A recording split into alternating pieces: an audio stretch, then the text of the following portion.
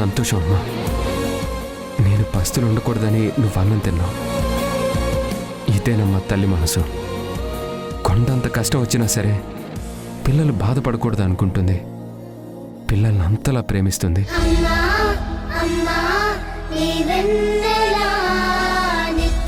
ఈ అమ్మ ప్రేమకేనమ్మా అందరూ తప్పించిపోతారు. ఎన్ని కోట్ల ఆస్తులున్నా, ఎంత పెద్ద అధికారాలున్నా తల్లి ప్రేమ చూపించే అంత ఆనందాన్ని ఏవి చూపించవమ్మా. అది నిరుపేద కొడుకైనా, కోటీశ్వరుడి కొడుకైనా అమ్మ ప్రేమలో మాత్రం ఎలాంటి మార్పు ఉండదు. నా మాటకు విలువిచ్చినందుకు థ్యాంక్స్ అమ్మా.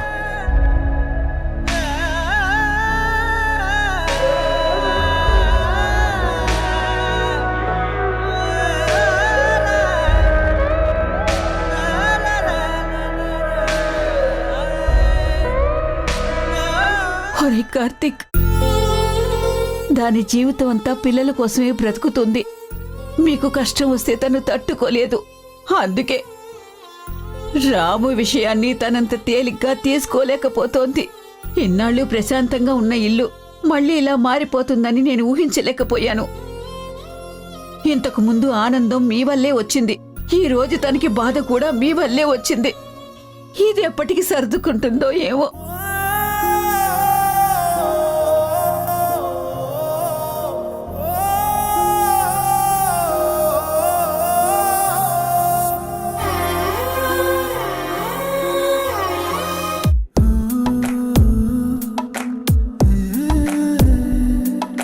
కనురెప్పల కాలంలోనే కథ మొత్తం మారిపోయిందే.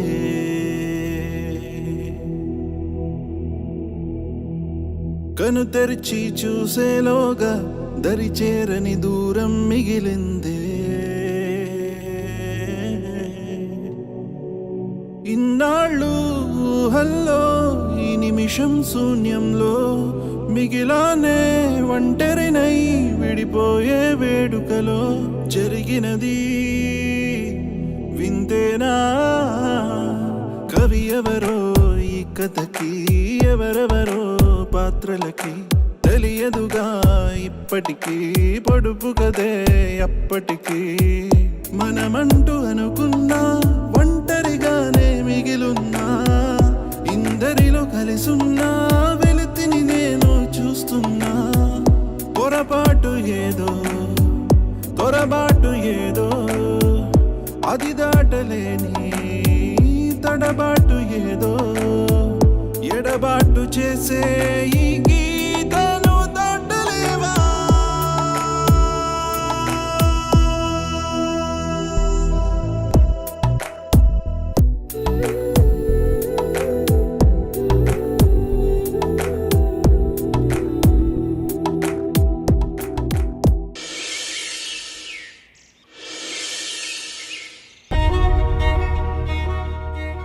ఏమండి, కాఫీ. అమ్మ కాఫీ తాగిందా? నాకిచ్చే ధైర్యం లేదండి. నేను ఇస్తే అత్తయ్య తీసుకుంటారో లేదో నన్ను భయం వేసింది. బామ్మ ఇచ్చే ఉంటారు, నేను ఆమెను అడుగుతాను. Good morning sir. Good morning Murthy. ఏంటి ఇలా వచ్చారు? అదే సార్, విశాఖపట్నం దగ్గర భోగాపురంలో మన ఆఫీస్ ఉంది కదా, ఆ చుట్టుపక్కల రైతుల నుంచి మనం ఆర్గానిక్ పంటలు తీసుకుంటున్నాం. దాన్ని మనం ఇక్కడ సేల్ చేస్తున్నాము. ఇన్ని రోజులు అక్కడ అంతా సజావుగానే ఉంది. కానీ ఇప్పుడు అక్కడ ఆఫీస్లో ఏదో ప్రాబ్లం ఉన్నట్టుంది. రైతులకు మన ఆఫీస్ వాళ్ళకి మధ్య ఏవో డిస్టర్బెన్స్ ఉన్నట్టున్నాయి సార్. బిల్స్ క్లియర్ అవ్వలేదని రైతులు అంటున్నారు సార్. సరైన పంటలు ఇవ్వడం లేదు అని మన ఆఫీస్ నుంచి రిపోర్ట్స్ వస్తున్నాయి. మేము ఎంక్వైరీ చేసిన దాని ప్రకారం ఆఫీస్లోనే ప్రాబ్లం ఉంది సార్. మీరు కానీ మేడం కానీ డైరెక్ట్గా వెళ్ళి అక్కడ సమస్యను పరిష్కరించకపోతే ఫ్యూచర్లో చాలా పెద్ద ప్రాబ్లం వచ్చేలా ఉంది సార్. మనం సప్లై చేసే ఆర్గానిక్ ఐటమ్స్కి మంచి డిమాండ్ ఉంది సార్. మనకు మేజర్గా అక్కడి నుంచే వస్తున్నాయి సార్. ఈ సమస్య జటిలం అయిందంటే అది మన బిజినెస్ మీద ఎఫెక్ట్ పడుతుంది సార్. ఈ విషయం మాట్లాడదామనే వచ్చాను సార్. ఎప్పుడు ఏం మాట్లాడాలో కూడా తెలీదా మూర్తి మీకు? ప్రాబ్లమ్స్ ఏమైనా ఉన్నాయంటే స్టాఫ్గా మీరే రెక్టిఫై చేయాలి కదా. అందుకే కదా మీకు జీతాలు ఇచ్చేది. అవన్నీ మీరు చూసుకుంటారనే కదా మీ మీద నమ్మకం పెట్టుకునేది. ఏదైనా ప్రాబ్లం రాగానే మీరు డైరెక్ట్గా ఇంటికి వచ్చేసి ప్రాబ్లం మమ్మల్ని సాల్వ్ చేసుకోమంటున్నారు. ఇవన్నీ మేం చేయడానికైతే మీరెందుకున్నారు? మీకు ఇంత శాలరీస్ ఎందుకు ఇస్తున్నాం మేము? ఇప్పుడు అవేమీ చూసే మూడ్లో లేను. వాటి గురించి తర్వాత ఆలోచిద్దాం. అదిగా సార్, అసలు అక్కడ చూడండి, ఈ బిజినెస్ మాది. లాస్ వస్తే భరించాల్సింది మేము. మీకు వచ్చే శాలరీస్ ఎక్కడ ఆగడం లేదు కదా, ఇంకెందుకు టెన్షన్ పడతారు? చెప్పాను కదా, ఇప్పుడు నాకు అది ఆలోచించే టైం కూడా లేదు. ప్లీజ్ మీరు వెళ్ళండి. సరే సార్.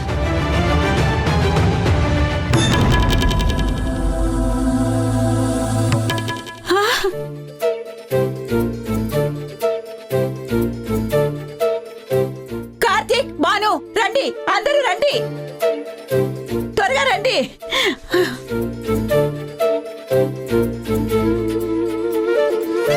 అమ్మ ఊర్మిళ, ఊర్మిళ. ఊర్మిళ, చెల్లెమ్మా ఊర్మిళ. అమ్మా భాను, మీ అత్తయ్యకి మంచి కాఫీ చేసి పట్టరా. అలాగే నాన్న. స్ట్రాంగ్ గా పెట్టి తీసుకురా. చెల్లెమ్మా, నువ్వు రూమ్ లోంచి బయటికి రావడం చాలా సంతోషం అమ్మా. ఇప్పటికైనా మా అందరితో మాట్లాడు తల్లి.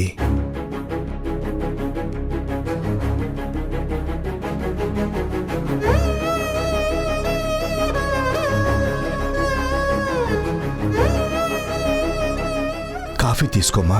అత్తయ్య, కాఫీ తీసుకోండి.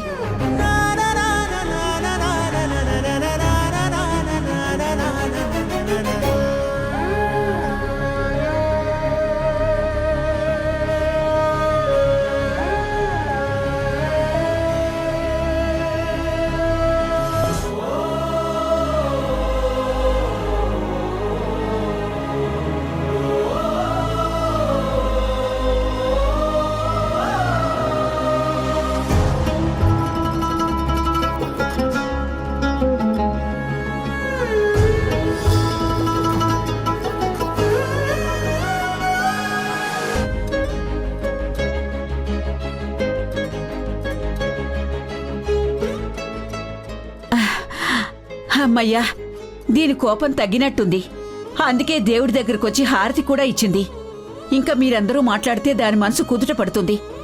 మళ్ళీ నా మనవరాలు మామూలు మనిషి అవుతుంది.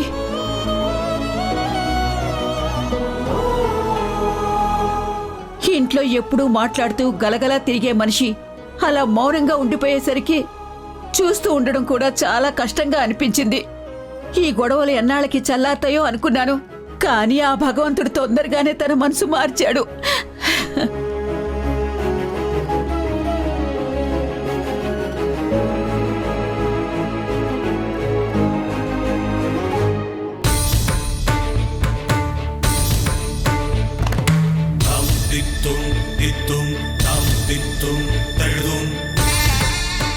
ఊర్మిళ, చాలా సంతోషమే. జరిగిందేదో జరిగిపోయింది. ఇంకా గతం వదిలేద్దాం. భవిష్యత్ అంతా కలిసి ఉండాల్సిన వాళ్ళం, ఒకే ఇంట్లో బతకవలసిన వాళ్ళం, అనుబంధాలు ఆప్యాయతలు పంచుకోవలసిన వాళ్ళం. తెంచుకుంటే తెగిపోయే బంధాలు కావే మనవి.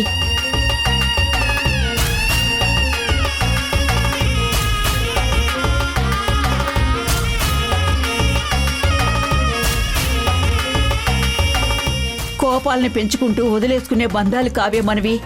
అందుకే నువ్విదంతా ఆలోచించావని నాకు అర్థమైంది. ఆ దేవుడు కూడా నీ వైపే ఉన్నాడు.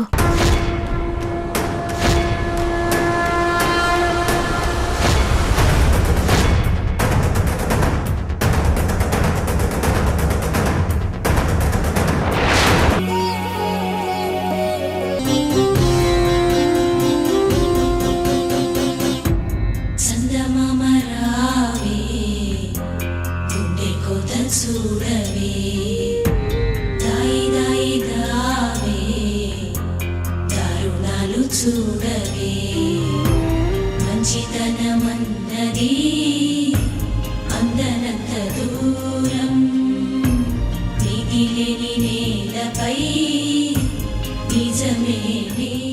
అన్నయ్య, ఏమైందన్నయ్య? అత్తయ్యతో మాట్లాడావా? ఆవిడకన్నీ చెప్పావా?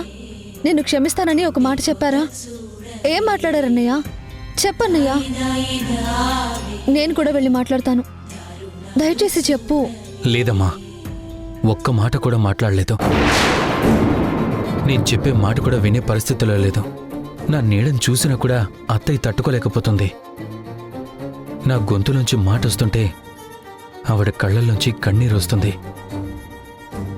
నేను ఆ గదిలో ఉన్నంతసేపు ఒక నరకంలో ఉన్నట్టుగా అత్తయ్య ఫీల్ అవుతున్నారు. నేను బయటకు వెళ్ళకపోతే తను వెళ్ళిపోవడానికి సిద్ధపడ్డారు. ఈ ఇల్లు అత్తయ్యది. ఈ ఇంటి మనిషి అత్తయ్య, ఈ ఇంటికి పెద్ద అత్తయ్య. ఆవిడని ఎలా కన్విన్స్ చేయాలో నాకైతే అర్థం కావడం లేదు. నా నేడు కూడా సహించలేని మనిషితో నా తప్పు లేదని ఎలా చెప్పాలో కూడా నాకు తెలియడం లేదు. ఏంటి రాయబారం మొదలుపెట్టారా? రాజీ ప్రయత్నాలు మొదలుపెట్టారా? మీ మాటలతో ఆంటీ నొప్పించేద్దామని, ఆంటీ మనసు మార్చేద్దామని, ఆవిడకున్న కోపాన్ని తగ్గించేద్దామని ప్రయత్నాలు మొదలుపెట్టారన్నమాట. మీరు చేసింది పొరపాటైతే ఆంటీ సర్దుకునేవారు. తెలియకుండా జరిగిందైతే ఆంటీ పోనీలే కదా అని వదిలేసేవారు. కానీ ఇన్నేళ్ల వేతన్ని ప్రతిరోజు ఆంటీ కన్నీరుగా కారుస్తూనే ఉన్నారు. అంత తేలిగ్గా ఎలా వదిలేస్తారు? ఏ తల్లికైనా తన పిల్లల తర్వాతే ఎవరైనా. అలాంటిది ఆవిడ కడుపులో చిచ్చు పెట్టిన మనిషివి నువ్వు. ఆవిడ కొడుకుని మట్టిలో కలిపిన మనిషివి నువ్వు. ఆవిడ ఇన్నేళ్ల కన్నీటికి కారకుడివి నువ్వు.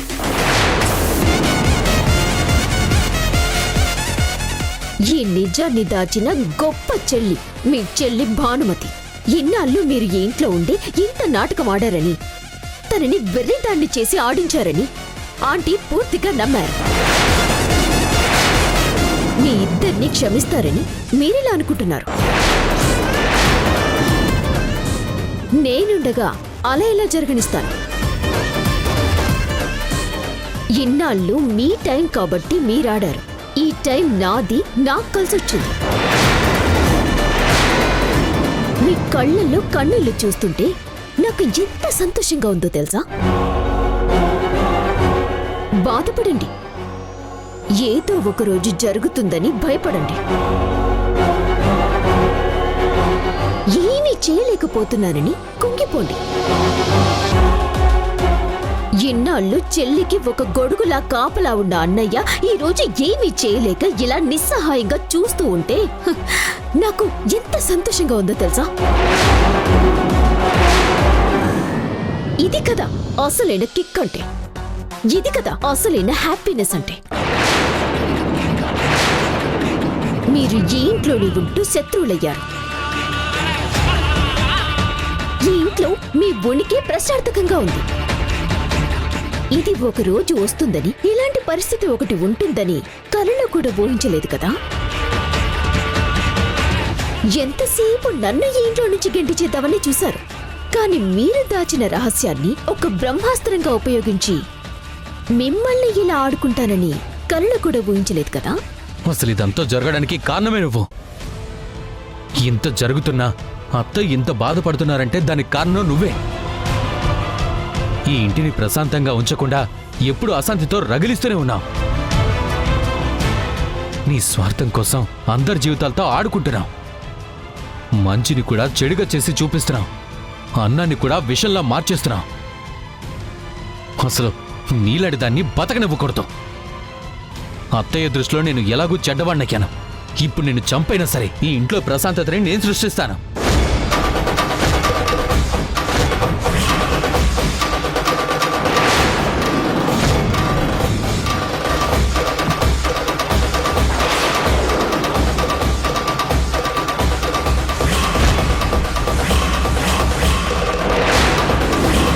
మారవా? ఇంకెప్పటికీ నువ్వు మారవా? నీ మూర్ఖత్వాన్ని మార్చుకోవా? నీ కోపాన్ని నువ్వు కంట్రోల్ చేసుకోలేవు. ఎప్పటికీ ఇదే బుద్ధితో ఉంటావా? ఇన్నేళ్లు గడిచినా సరే అదే పద్ధతి. మార్చుకోవా? చిన్నప్పటి నుంచి ఇదే కోపంతో, ఇదే మూర్ఖత్వంతో ఉన్నావు. ఆ కోపంతోనే కదా ఆ రోజు మా అన్నయ్య ప్రాణాలు తీసావు. కనీసం పెరిగాకైనా మనిషిలో మార్పు వస్తుందని అందరూ అనుకుంటారు. కానీ నీలో ఆ మార్పు రాలేదు. అదే పంతం, అదే పట్టుదలతో ఉన్నావు.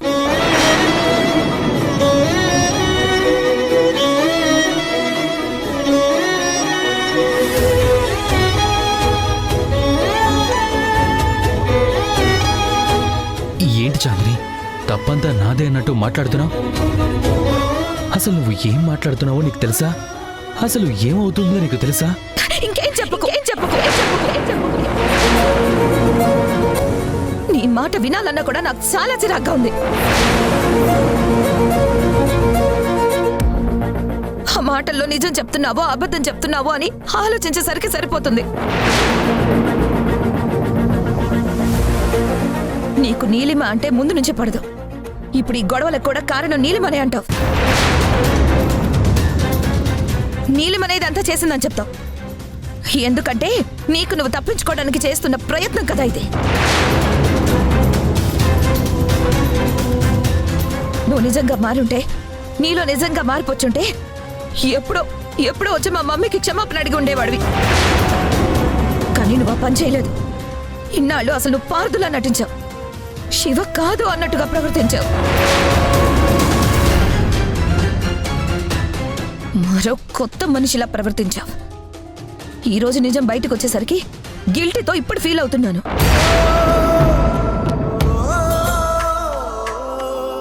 నేను బాధపడుతున్నానని చెప్తున్నావు. తిరిగి దీనికి కారణం చెప్పే ప్రయత్నం చేస్తున్నావు.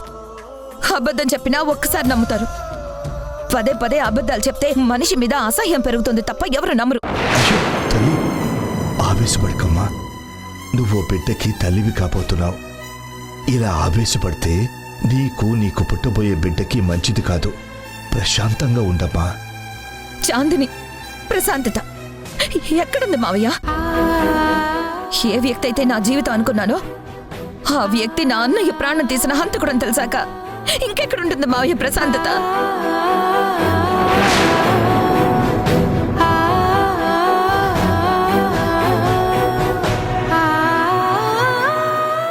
చాందిని, అసలే మీ అమ్మ ఎవరితోనూ మాట్లాడడం లేదు. అదే బాధలో తన గది నుంచి బయటికి కూడా రావడం లేదు. ఇప్పుడు నువ్వు కూడా గొడవ పడితే ఇల్లు ఏమైపోతుందమ్మా? జరగాల్సిన నష్టం ఎప్పుడో జరిగిపోయింది డాడీ. ఈ మనిషి నష్టాన్ని తీసుకొచ్చేశాడు. ఇన్నాళ్ళు మన మధ్యనే ఉంటున్నాడు. మన అన్నయ్యని దూరం చేసిన ఆ పశ్చాత్తాపం కూడా తనలో కనిపించట్లేదు.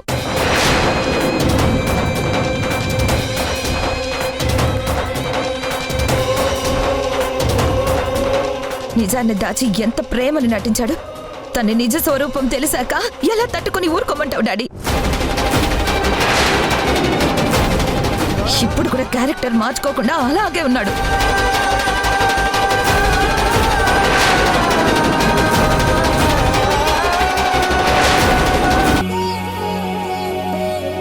ఒకసారి నేను చెప్పేది ప్రశాంతంగా విను.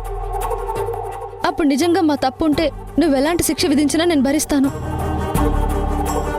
కానీ ఒక్కటి గుర్తుపెట్టుకో, ఈ ప్రపంచంలో ఒక వ్యక్తి గురించి అందరికన్నా బాగా తెలిసేది ఇద్దరికే. ఒకటి కన్న తల్లికి, రెండోది కట్టుకున్న భార్యకి. తన కొడుకు ఎలాంటి వాడో తల్లికి మించి ఎవరికీ తెలియదు. ఎందుకంటే తన పేగు తెంచుకొని పుట్టాడు. ఆ తల్లి తన ప్రాణాన్ని పోసి పెంచుతుంది కాబట్టి ఆ కొడుకు అణువణువు ఆ తల్లి కనిపెట్టగలదు.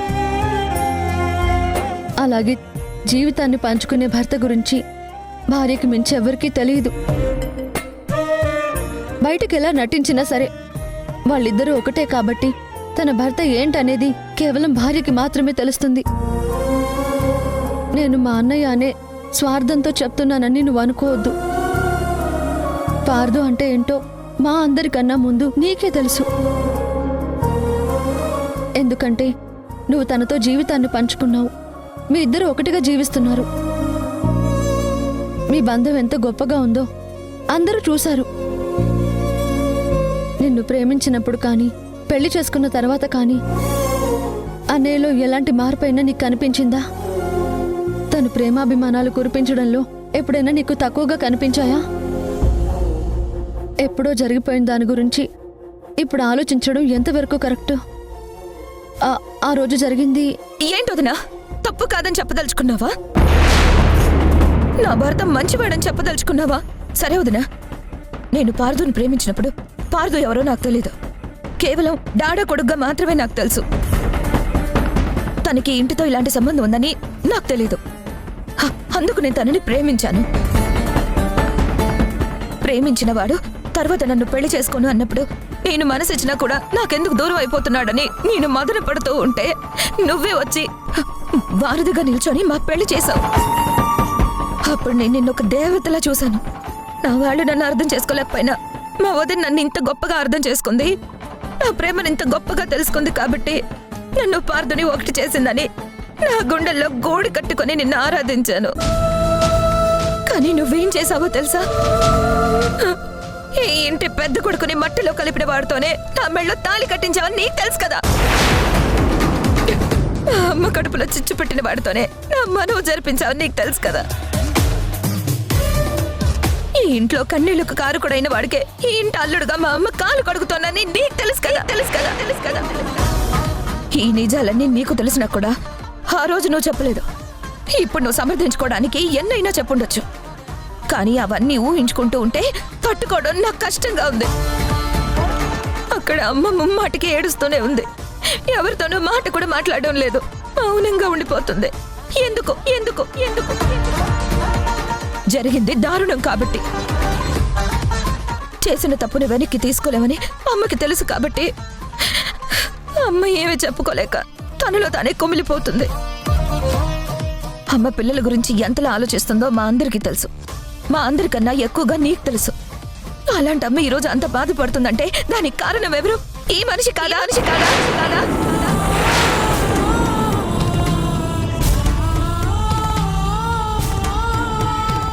ఆ మనిషి గురించి ఇప్పుడు నన్ను ఏం ఆలోచించమంటావు?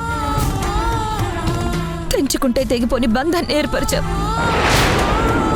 కట్టింది తాళి అయితే నాకొద్దని చెప్పేసేదాన్ని, కానీ ఇప్పుడు మా ఇద్దరి బంధానికి గుర్తుగా నా కడుపులో ఒక రూపం పెరుగుతుంది. ఇదా పాపానికి ప్రతిరూపం అనుకోనా? ఆ ప్రేమకి ప్రతిరూపం అనుకోనా? ఏమనుకో నా కడుపులో పెరుగుతున్న బిడ్డని చూసిన ప్రతిసారి నాకు ఆ రూపం కనిపిస్తూనే ఉంది. అలాగే నా అన్నయ్యని దూరం చేసిన శాపం కూడా నా కళ్ళ ముందు కనిపిస్తూనే ఉంది. దాన్ని ఎలా తీసుకోమంటావు? నువ్వు తీసుకున్నంత తేలిగ్గా ఈ విషయాన్ని మేము తేలిగ్గా తీసుకోలేకపోతున్నాం. దయచేసి ఇంకేం చెప్పుకో. చెప్పే ఓపిక నీకున్నా వినే సహనం మాకు లేదు. ఇక నువ్వు వెళ్ళొచ్చు. వెళ్ళు వెళ్ళు వెళ్ళు వెళ్ళు.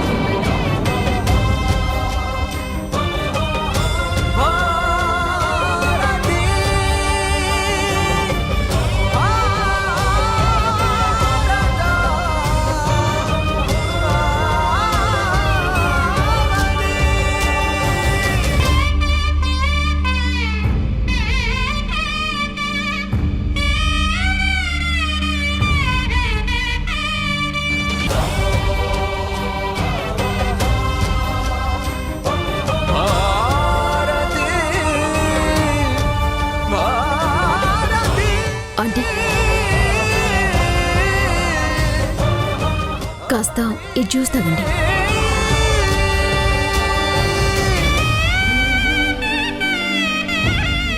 ఆంటీ, మీరిలా ఉంటే నాకు చాలా బాధగా ఉంది. మిమ్మల్ని ఇలా చూస్తానని నేను కళ్ళు కూడా అనుకోలేదు. ఎప్పుడు అందరితో సంతోషంగా మాట్లాడే ఆంటీ, అందరి మంచి గురించి మాట్లాడే ఆంటీ ఎంత బాధపడుతూ ఇలా ఒంటరిగా ఈ గదిలో గడుపుతారని నేను కళ్ళు కూడా ఊహించలేదు. అసలు ఇంత పెద్ద కష్టాన్ని మీరు ఎలా తట్టుకుంటున్నారో నాకైతే అర్థం కావటం లేదు. మీ మౌనం ఒక ప్రళయాన్ని తలపిస్తోంది. మీ కన్నిటి ఉప్పెన ఇంటిని ముంచేస్తుందేమో అని భయం వేస్తోంది. మీరు గంభీరంగా ఉన్నారని అందరూ అనుకుంటున్నారు, కానీ గుండెల్లో అంతులేనంత మౌనంగా బాధపడుతున్నారని నాకు అర్థమైంది ఆంటీ. అందుకే స్వతంత్రం తీసుకుని మీతో ఒక మాట చెప్పడానికి వచ్చాను. ఇలా నేను చెప్పినప్పుడు నీకే మరవుతుందని మీరు అనుకోవచ్చు. దానికి కూడా నా దగ్గర సమాధానం ఉందా ఆంటీ? చెప్పమంటారా? మీది చాలా గొప్ప మనసు ఆంటీ.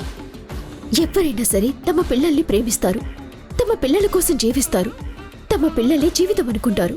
మీరు అలాగే బతికారు. కానీ మీ అమ్మ ప్రేమ మీ పిల్లలతోనే ఆగిపోలేదు. మీ అనుకునే వాళ్ళందరి దగ్గర మీరు ఆ ప్రేమని పంచారు. భానుని కోడల్లా కాదు, కూతుర్లా చూసుకున్నారు. పార్థుని అల్లుడిగా కన్నా ఎక్కువగా ఈ ఇంటి పెద్ద కొడుకుగా చూస్తున్నారు. కానీ అలాంటి వాళ్ళ వల్లే మీకు ఇంత పెద్ద ద్రోహం జరుగుతుందని, మీకింత బాధ మిగులుతుందని నేను కళ్ళు కూడా ఊహించుకోలేదాంటి. అసలు నేనెవర్ని? అమెరికాలో కార్తీక్ ఫ్రెండ్ని. ఆ ఫ్రెండ్షిప్తోనే కార్తీక్ని అభిమానించాను. నన్ను వదిలేయాలి అనుకుంటే మీరక్కడితోనే వదిలేయచ్చు. కానీ మీరు నా పట్ల చూపించిన ప్రేమ ఎంత గొప్పది. కార్తీక్కి నాకు పెళ్లి చేయలేకపోయినందుకు మీరు ఎంత బాధపడ్డారో నాకు తెలుసా ఆంటీ. నా వాళ్ళందరూ నాకు లేకపోయినా మీరే నాకు అన్నీ అయ్యారు. నాకు పెళ్లి చేసి నాకు కుటుంబాన్ని ఇవ్వాలని ఎంత గొప్ప మనసుతో మీరు ఆలోచించారు. ఈ మనసు అందరికీ ఉండదాంటీ. మీలా ఆలోచించాలంటే వాళ్ళు చాలా గొప్ప వాళ్ళై ఉండాలి, చాలా పెద్ద మనసై ఉండాలి. అది మీకుందాంటీ. అందుకే నన్ను మీరు మీ మనిషి అనుకున్నారు కాబట్టి నేను కూడా ఇంటి మనిషిని అన్న స్వతంత్రంతో చెప్తున్నాను. మిమ్మల్ని ఇంత బాధ పెట్టిన వాళ్ళని మీరు క్షమించొద్దండి.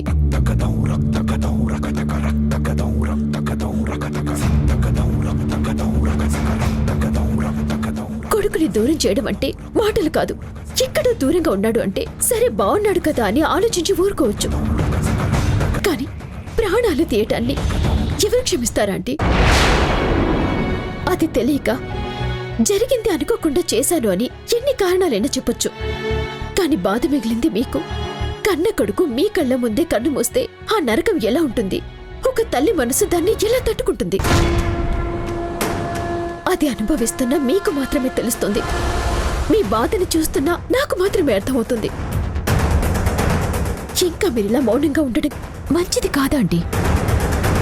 ఇదే ఇంట్లో ఉంటూ తిన్నింటి వాసాలు లెక్క పెట్టిన వాళ్ళలాగా బార్ను పార్దు ప్రవర్తిస్తున్నారు.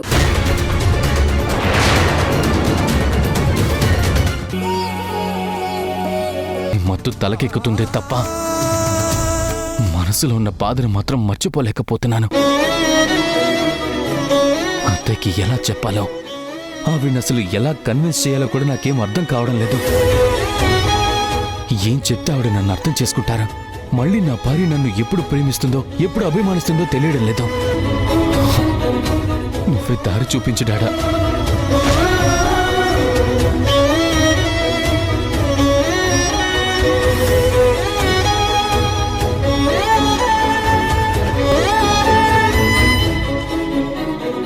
గూడేడిసిన రెక్కకు తోడే పైవాడే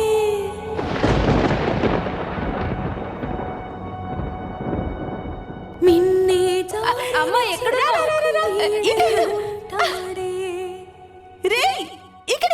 రామ్మా ఆట భయంగా ఉందమ్మా. అమ్మా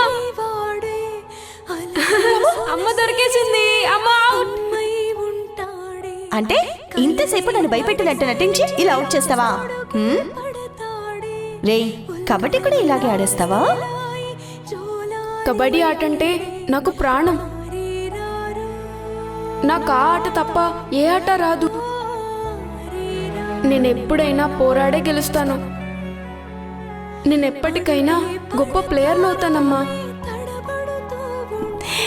ఏరా, నీకు కబడ్డీ ఆట అంటే అంత ఇష్టమా? ఇష్టం కాదు, చాలా చాలా చాలా ఇష్టం. నిజం చెప్పాలంటే మా అమ్మ అంటే ఎంత ఇష్టమో అంత ఇష్టం కబడ్డీ ఆట అంటే. రే, ఈ ఆటలో నువ్వు ఖచ్చితంగా ఛాంపియన్ అవుతావురా, ఆ నమ్మకం నాకుంది.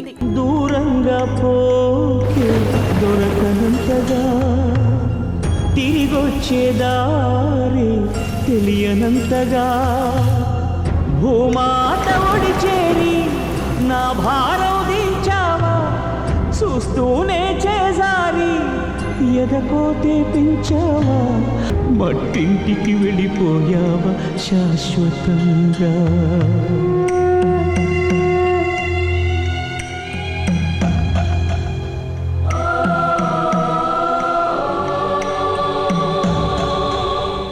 ఏనాడు లేవను అంటూ పడుకుంటున్నావా, నూరేళ్ల నిద్రతోని రెప్పలు మూసావా.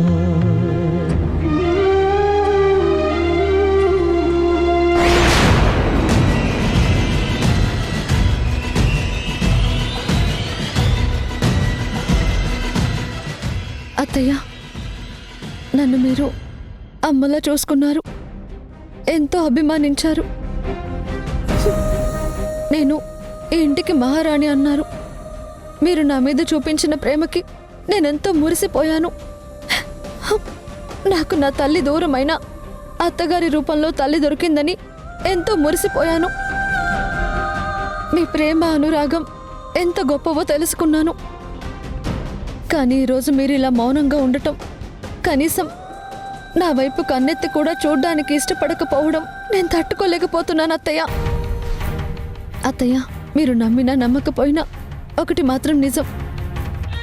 ఏది కావాలని ఎవరూ చేయలేదు. అనుకోకుండా జరిగిన పరిణామాలే ఇంత అగాధాన్ని సృష్టించాయి. ఎప్పుడో జరిగిపోయిన గతం కదా అని నేనిప్పుడు మర్చిపోమని చెప్పడం లేదత్తయ్య. ఆ గతంలో జరిగింది పొరపాటే తప్ప నిజమైన సంఘటన కాదు అని చెప్పే ప్రయత్నం నేను చేస్తున్నాను. అన్నయ్య చేతిలో జరిగింది అన్నయ్య కావాలని చేసింది కాదు అని చెప్పే ప్రయత్నం మాత్రమే చేస్తున్నాను. ఆ తర్వాత జరిగిన ప్రతి పరిణామం నాకన్నా మీకే ఎక్కువ తెలుసు అత్తయ్య. మీ కొడుకు మీకు దూరం అయ్యారు. ఆ బాధను ప్రపంచంలో ఎవరూ తీర్చలేరు. ఇది ఎవరైనా ఒప్పుకొని తీరాల్సిందే. కానీ మా అన్నయ్య కూడా మా ఇంట్లో ఉండిపోలేదు. ఆ సంఘటన జరిగిన తర్వాత అన్నయ్య ఇల్లు వదిలి వెళ్ళిపోయాడు. ఒక రకంగా మా అమ్మ కూడా అన్నయ్య ఇంకా లేడు అని నిర్ణయానికి వచ్చింది. తన కొడుకు వస్తాడు వస్తాడు అని కన్ను మూసేంత వరకు ఆ గుమ్మం వైపు ఎదురు చూస్తూనే ఉంది. అత్తయ్య,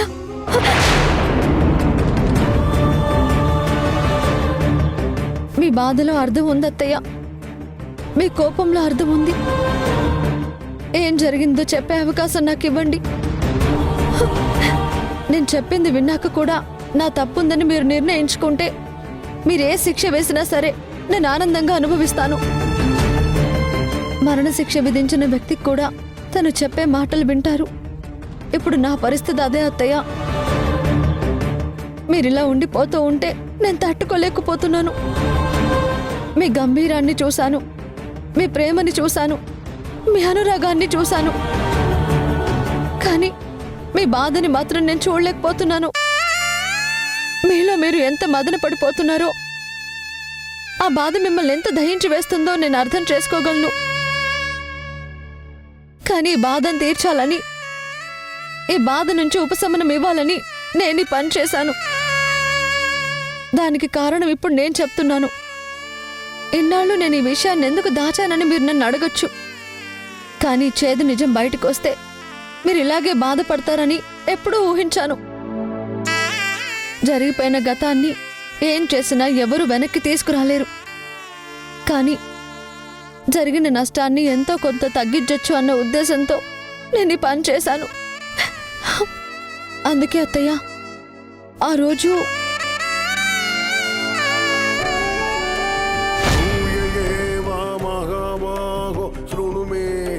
పరమం వచగా యత్తేహం ప్రియమాణాయ వక్ష్యామి హితకామ్యయా నమే విదుహు సురగణాగ ప్రభవం అహమాదిర్హి దేవానాం మహర్షీణాంచ సర్వసః यो मम अजमनादिंच वेत्ति लोकमहेश्वरम् असमूढः समर्थ्येषु सर्वपापैः प्रमुच्यते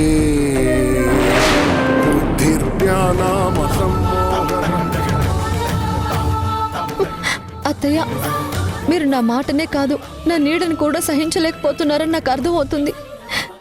నేనేం చెప్పాలనుకున్నా వినాలని మీరు అనుకోవడం లేదు.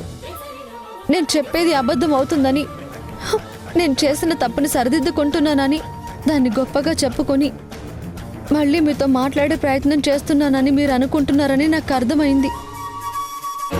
కానీ ఒక్క మాట, నేను ఈ కుటుంబం గురించి ఆలోచించాను. ఈ ఇల్లు బాగుండాలనే కోరుకున్నాను. నా వాళ్ళంతా సంతోషంగా ఉండాలని నేనెప్పుడు తాపత్రయపడతాను. మీకు చిన్న బాధ కలిగినా ఆయన ఎంత బాధపడతారో నాకు తెలుసు.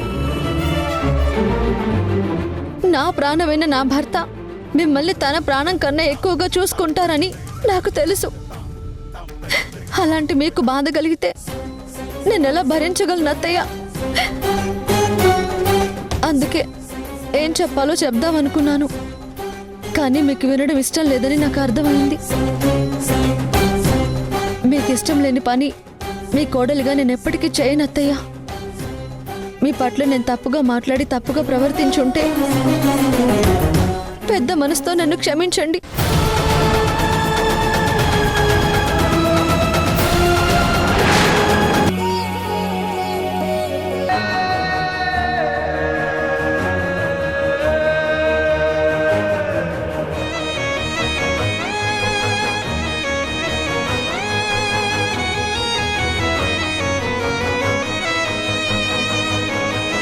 ఏంటి నువ్వు చేసింది?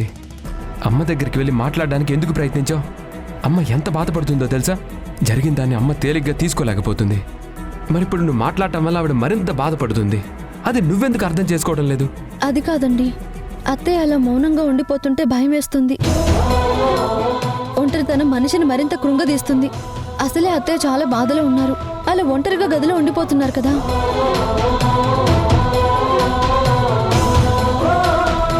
అత్తయ్య ఆ బాధను ఇంకొకరితో పంచుకుంటేనే గుండెల్లో బరువు తగ్గుతుందండి. ఎంత పెద్ద బాధ అయినా కాస్త ప్రశాంతతనిస్తుంది. కానీ ఎవరితోనూ పంచుకోకుండా అలా ఒంటరిగా గదిలో ఉండిపోతే ఆ బాధ మనిషిని మరింత ముంచేస్తుంది, మంటలా మారి దహించేస్తుంది. అది తట్టుకోలేకనే ఒప్పించడానికి నేను వెళ్ళాను. అంతేకాని అత్తయ్యని బాధ పెట్టాలని కాదు. చూడు బాను, నువ్వు అమ్మని బాధ పెడతావని నేను అనుకోవడం లేదు. కానీ అమ్మ బాధపడుతోంది, ముందు అది అర్థం చేసుకోమని చెప్తున్నా. అమ్మ ఇప్పుడు నిన్ను కానీ బావను కానీ చూసే పరిస్థితిలో లేదు. మీరెదురు పెడితే ఆవిడ కోపం మరింత పెరుగుతుంది. అందుకే ఈ పరిస్థితి సర్దుకునే వరకు కొంచెం జాగ్రత్తగా ఉండాలి కదా. అది నీకెందుకు అర్థం కావడం లేదు? అలా మాట్లాడతారేంటండి? మన ఇంట్లో ఉన్న మనిషి, ఈ ఇంటికి పెద్ద దిక్కు, అలా ఒంటరిగా బాధపడుతుంటే చూస్తూ ఎలా తట్టుకోమంటారు? ఆవిడ ఎప్పుడు తేరుకుంటారో అప్పుడే మాట్లాడమనంటే వదిలేయమని ఎలా అంటారు? ఎన్నాళ్ళైనా సరే ఆవిడకి ఆ బాధ అలాగే ఉంటుంది. నచ్చజెప్పే ప్రయత్నం చేయాలి కదా. మన వంతు ప్రయత్నం చేయకుండా ఆవిడని అలా వదిలేయడం కరెక్ట్ కాదు కదా. చూడు బాను, మనం ఒకటి అనుకున్నా, అక్కడ ఇంకోటి జరిగింది. ఈ నిజం తెలియటం వల్ల అమ్మ అర్థం చేసుకుంటుందని నేను అనుకున్నాను. ఇంటికి మంచి చేయాలని నువ్వు నిర్ణయం తీసుకున్నావు, నేను అర్థం చేసుకున్నాను. అంతా అనుకున్నట్టే జరుగుతుంది అనుకున్నాను. అమ్మ కూడా ఈ విషయాన్ని అంతే పాజిటివ్గా తీసుకుంటుందని ఊహించాను. కానీ అలా జరగలేదు కదా.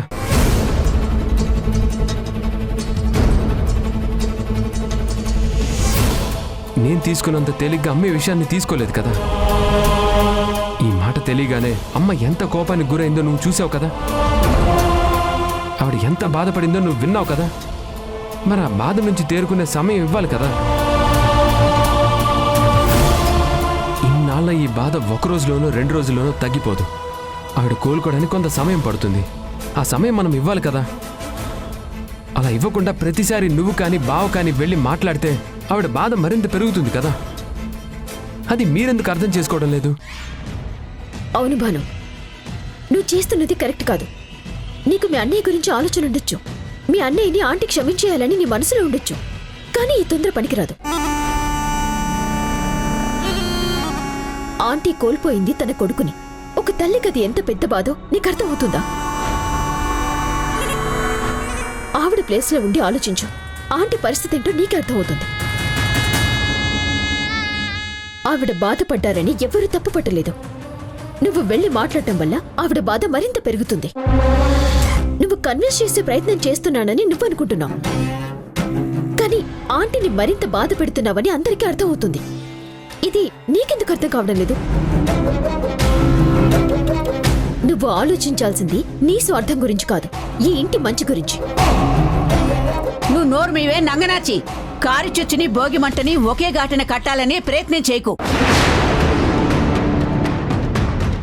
ఈ ఇంట్లో చిచ్చు పెట్టాలని బాను ఎప్పుడూ ప్రయత్నం చేయలేదు. ఈ ఇంట్లో మంటలు రగలాలని బాను ఏనాడు అనుకోలేదు. ఈ ఇల్లు భోగి మంటలా ఆనందంగా ఉండాలనుకుంది. ఈ ఇల్లు సంతోషంగా ఉండాలని అనుక్షణం తపన పడింది. ఊర్మిళ తనని ఎంత అభిమానించిందో ఊర్మిళని అది అంతకన్నా ఎక్కువగా అభిమానించింది. బాను ఈ ఇంట్లో ఎలాంటి సమస్యలు ఎదుర్కొందో ఇక్కడున్న మా అందరికీ తెలిసే. అయినా అవన్నీ అధిగమించింది. కన్నీళ్లు దిగమింగింది. ఇప్పుడు ఇంటిని స్వర్గంగా మార్చింది. బాను తప్పు చేసిందని నేను అనుకోవడం లేదు. బాను ఎప్పుడు తప్పు చేయదు కూడా. ఎప్పుడో జరిగిపోయిన పొరపాటుని సరిచెయ్యాలని చూసింది, సరిచేసింది కూడా. బామ్మ, ఆ విషయాన్ని నువ్వు సమర్థిస్తే నేను ఊరుకోను.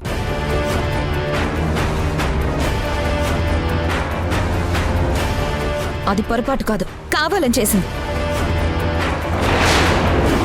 పొరపాటుగా అనుకోవడానికి చిత్రీకరించాలని చూస్తున్నారు. ఇప్పుడేమో సానుభూతి పొందాలని చూస్తున్నారు. నోరు ముయ్యవే. కుట్రలు కుతంత్రాలు పన్నడానికి అప్పుడు వాళ్ళ వయసు 25 ఏళ్లు కాదు, పట్టుమని 10 ఏళ్లు కూడా లేవే. చిన్నపిల్లల మధ్య స్నేహాలు ఉంటాయి తప్ప కుట్రలు కుతంత్రాలు ఉండవు. పంతాలు పట్టింపులు ఉండవే.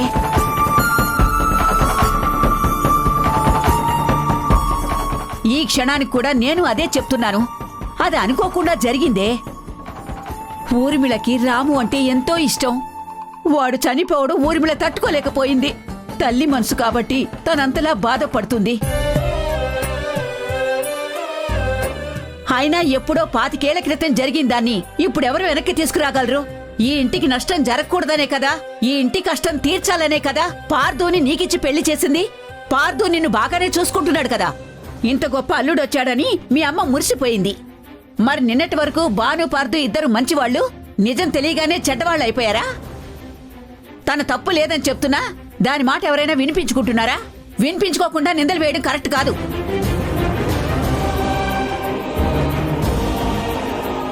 పొరపాటు చేయని మనిషి ఉండడు, కానీ ఆ పొరపాటుని సరిదిద్దుకున్న వాళ్లే మానవత్వం ఉన్న మనుషులవుతారు. భగవంతుడు కూడా మానవ రూపంలో కొన్ని పొరపాట్లు చేశాడు. సీతని నిప్పుల్లో దూకమన్నంత మాత్రాన రాముడు తప్పు చేశాడని కాదు. సీతను అనుమానించడం, అవమానించడం కాదు. అసలు నిజాన్ని లోకానికి చాటి చెప్పాలని చూశాడే తప్ప ఆడది నిప్పుల్లో దూకినా సరే నిప్పులా బయటపడుతుందని సభ్య సమాజానికి ఒక సందేశాన్ని ఇవ్వడం కోసం.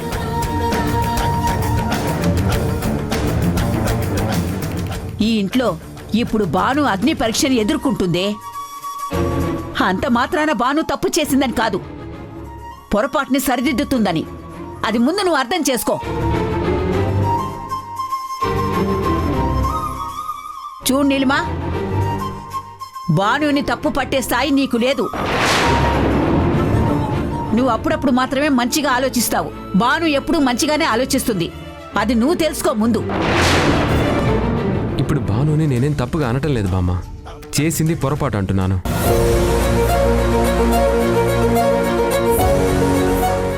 అమ్మ బాధలో ఉండగా అమ్మకి ఎదురు పడకూడదు అంటున్నాను. అమ్మ కొంచెం కోలుకున్నాక అన్ని విషయాలు సర్ది చెప్తాను.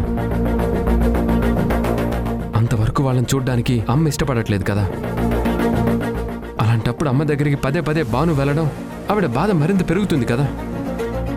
బానుని అది మాత్రమే అర్థం చేసుకోమని చెప్తున్నాను. నాకు బాగా అర్థమైందండి.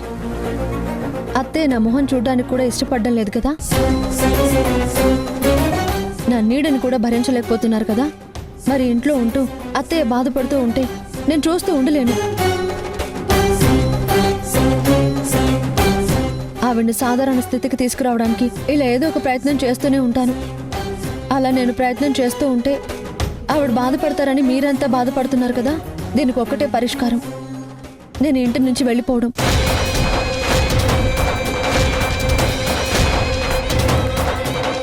అత్తయ్యకి కనిపించకుండా దూరంగా వెళ్ళిపోవడం. అలా వెళ్ళిపోమంటారా?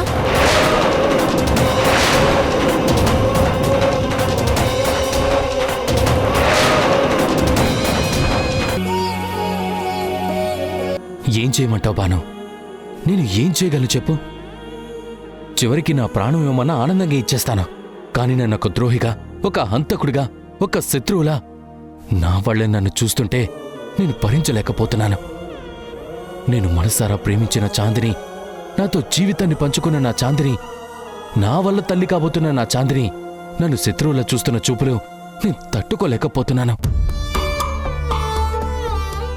నేను తనని మోసం చేశానని, నేను తనకి ద్రోహం చేశానని అన్నట్టుగా తను మాట్లాడుతున్న మాటలు నేను వినలేకపోతున్నాను. ఇక అత్తయ్య ఎలా మాట్లాడారో నువ్వు విన్నావు కదా. అప్పుడు జరిగిందంటే నాకు తప్పేమీ లేదత్తయ్యా.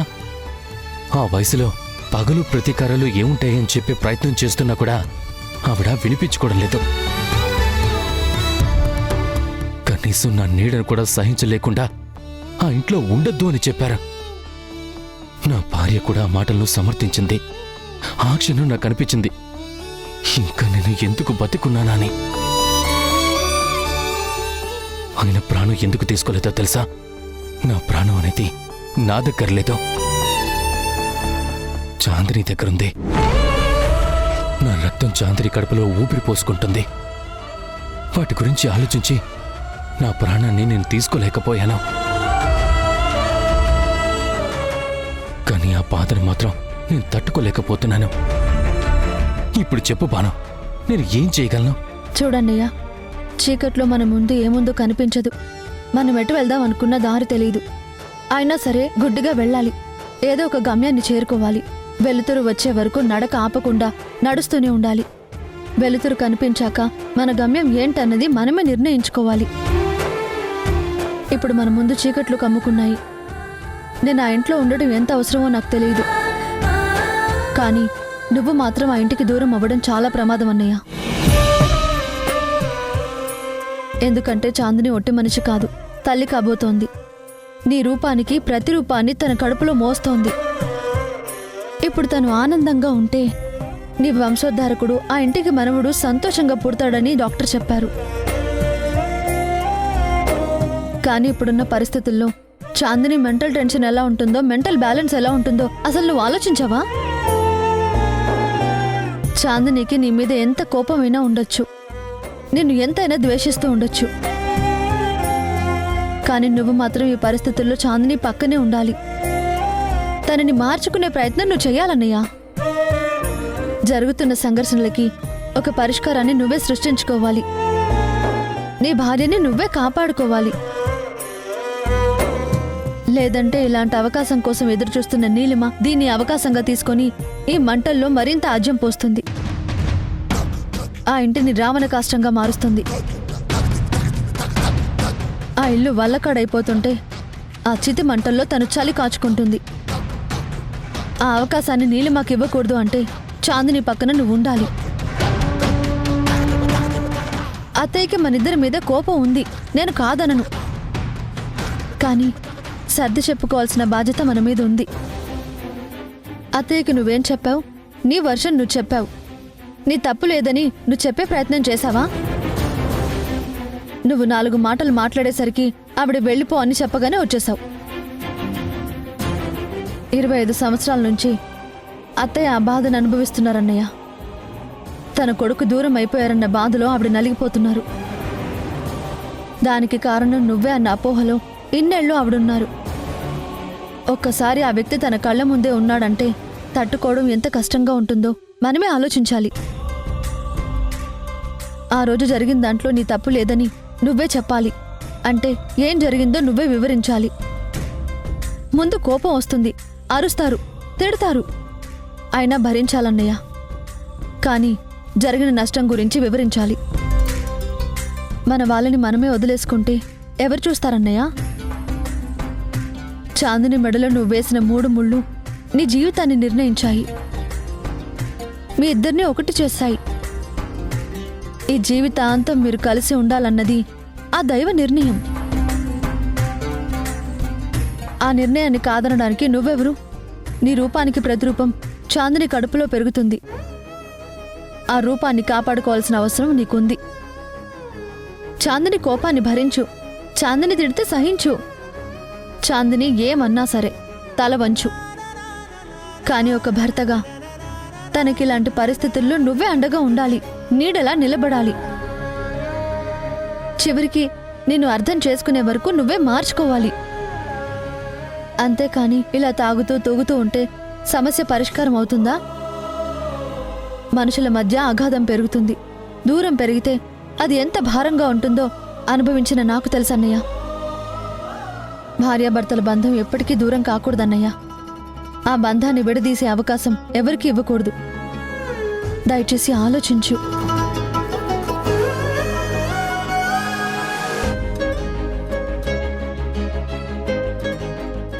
నువ్వు చెప్పింది నిజమేనమ్మా. నేనే పొరపాటు పడ్డాను. పద వెళ్దాం.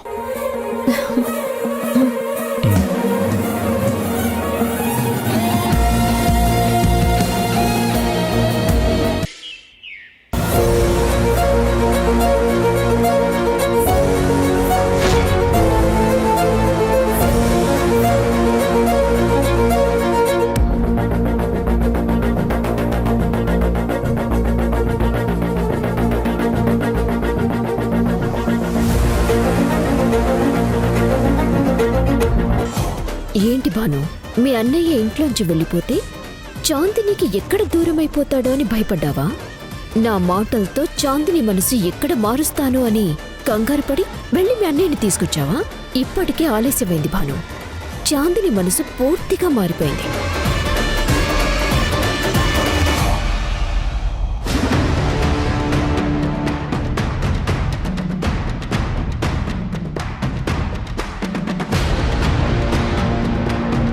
చందని,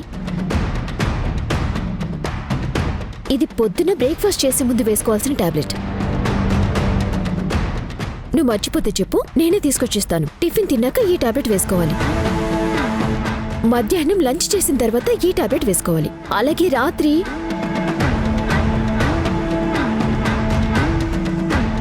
సారీ చాందని, ఈరోజు నేను మంత్లీ చెకప్కి తీసుకెళ్ళాలి కదా. నేను ఆ విషయాన్ని మర్చిపోయాను. ఏమీ అనుకోకు. డాక్టర్ దగ్గరికి వెళ్ళొచ్చావు కదా, డాక్టర్ ఏమన్నారు? ఏమంటే నీకెందుకు? నీకేం అవసరం? నువ్వు మర్చిపోలేదు, కావాలని వదిలేసి వెళ్ళిపోయావు. నీ నటన బయటకు వచ్చింది కదా, నీ నిజ స్వరూపం తెలిసిపోయింది కదా. ఇంకా నీ మొహం చెల్లలేదు, అందుకే నువ్వు వెళ్ళిపోయావు.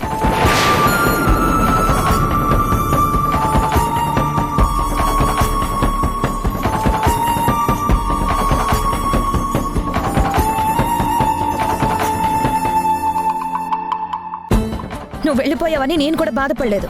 ఎందుకంటే నేను తల్లిని, నా బిడ్డను ఎలా చూసుకోవాలో నాకు తెలుసు. అందుకే నేనే వెళ్ళాను. దీంతో నీకేం సంబంధం లేదు.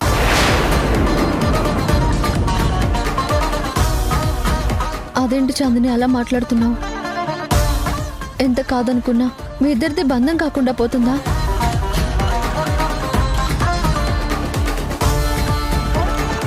నీకు నీ భర్తకు ఎన్ని గొడవలైనా ఉండొచ్చు, కానీ ఇవేవి శాశ్వతంగా ఉండవు.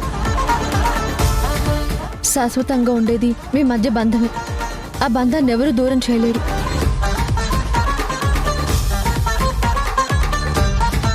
ఆ దేవుడు కలిపిన బంధం, దాన్ని విడదీయాలని ఎంతమంది ప్రయత్నించినా అది జరగదు. ఈ గొడవలేవి శాశ్వతంగా ఉండవు. వీటిని దృష్టిలో పెట్టుకుని నువ్వు అలా మాట్లాడడం మంచిది కాదు.